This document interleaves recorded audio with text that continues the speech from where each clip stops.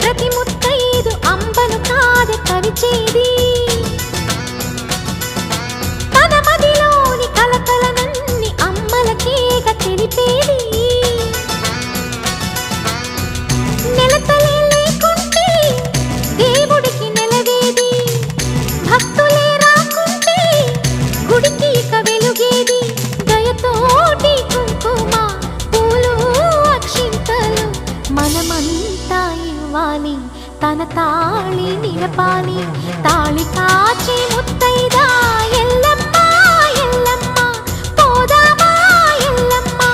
ఉసురు కాచి